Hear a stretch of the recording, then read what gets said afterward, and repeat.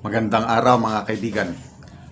Bigyan natin ngayon ng reaction opinion itong post ng unofficial Ronald Bato de la Rosa Solid Supporters tungkol sa pahayag ni DOJ Secretary Remulla, yung ebidensya laban kay PRRD, yung kaso niya sa ICC. Ito Remulla, sinabing umatras ang Pilipinas sa pagsasampa ng kaso laban kay Tatay Digong at hinayaan na lang ang ICC dahil kulang sa ebidensya. Umamin, kulang ang ebidensya, kaya bahala na kayo, ICC, take charge. Parang ganon. Ito, inamin ni Department of Justice Secretary Boying Remulla na hirap silang magsampa ng reklamo laban kay dating Pangulong Rodrigo Duterte dahil sa kakulangan sa ebidensya.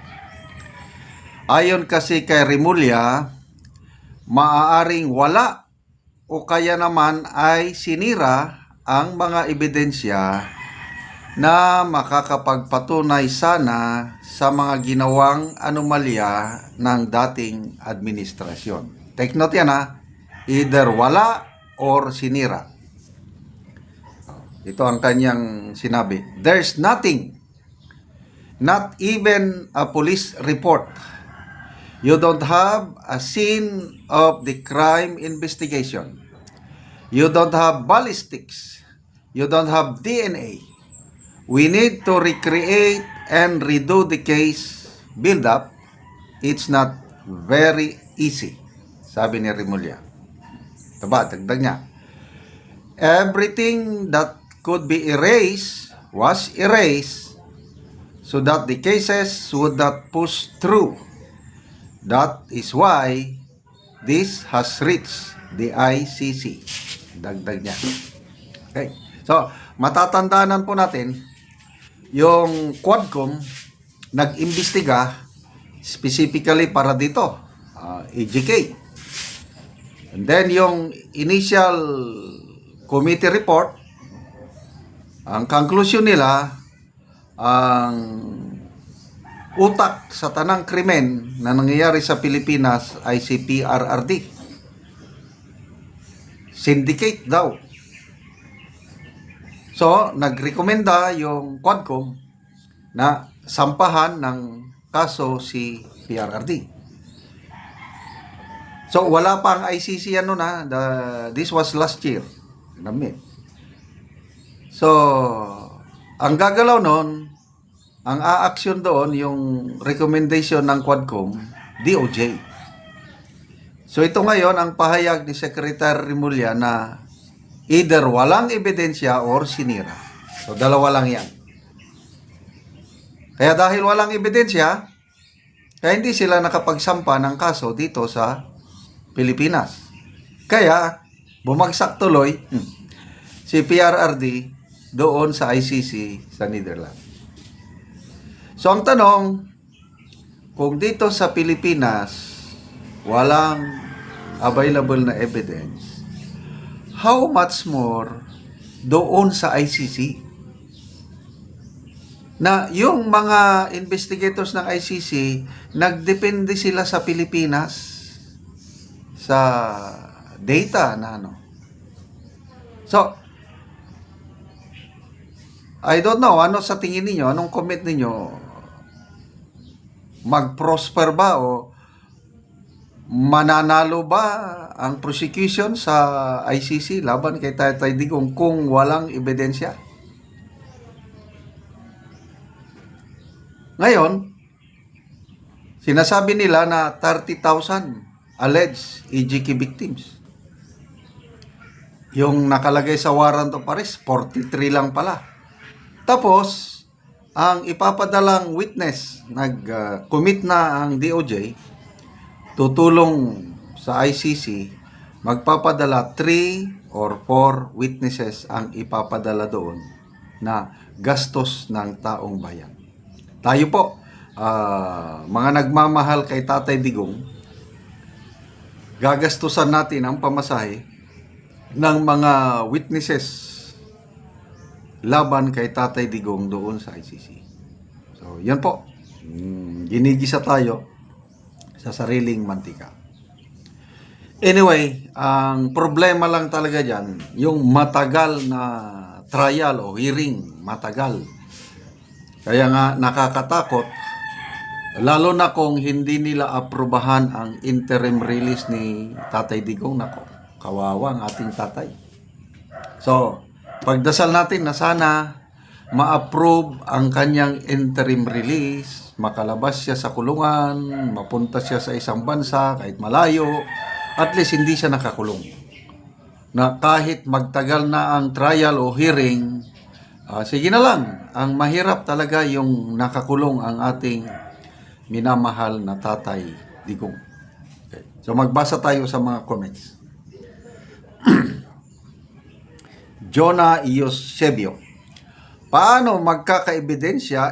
Wala naman talaga. Kasi ang utos ni PRRD, kapag lumaban at nalagay sa panganib ang buhay ng kapulisan, saka barilin. Walang iniutos na patayin ang mga adik o tulak. Iyon ay kapag lumaban lang. Anong klaseng ebidensya ang ilagay mo sa kaso? Ang mga pulis na involved sa drugs na dismiss sa serbisyo, ang iba sa kanila dahil silang nagpapabenta sa mga tulak, silang yumari. Yun. Very clear man, wala talagang utos ng dating Pangulong Duterte na mag-extrajudicial killings. Very clear yung kanyang pronouncement. Pag lumaban, depensahan nyo ang inyong mga sarili. Ganon din sa amin sa army. May mga rebelde, laban. Kailang yung mga nagsusurrender, matutuwa kami. Tawag namin yan, the acme of skill is when you subdue the enemy without firing a single shot. Yung kalaban, mag-give up, hindi na siya lalaban, walang putukan, surrender lang, yun ang pinaka-the best. Surrender. So, yun ang nangyari. Panahon ni TR, yung tukhang, ano yun, convincing them to, hangyo nga, tok-tok, hangyo, tigil nyo na yan, tigil na, at maraming tumigil. Marami ang nagtetestimonya ngayon nga, nagkaroon sila ng bagong buhay dahil sa tukang. So, ngayon, napaparusahan ang ating Tatay Digong sa ginawa niyang paningin natin napakaganda, ngayon nakakulong siya. Yan ang masakit. Maraming salamat mga kaibigan sa inyong pagsubaybay sa ating channel. Nakakatulong kayo ng malaki sa tribong Talandig ng Bukidnon dahil ang sweldo natin sa channel na ito is pantulong natin sa tribo.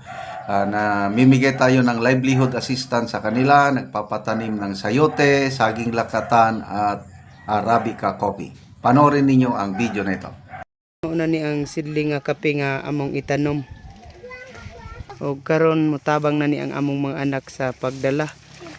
So mo na ni ang among dalon nga among itanom. Mantay paligid. Paras ka tong nuwa.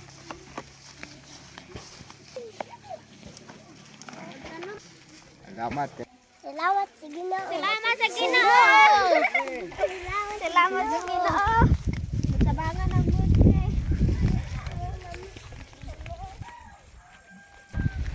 Bye.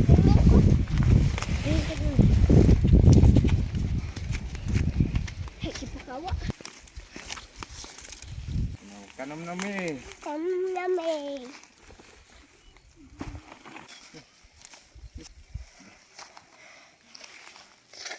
Patay! Naligid.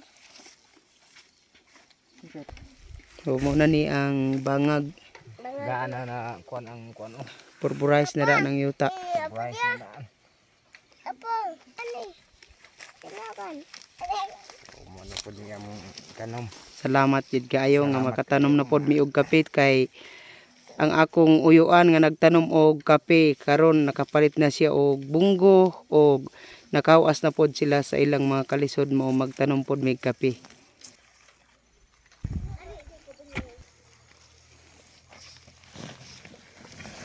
So karon butang na pod mi og iti.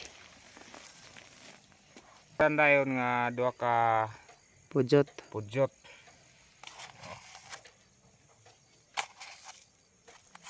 Purbo.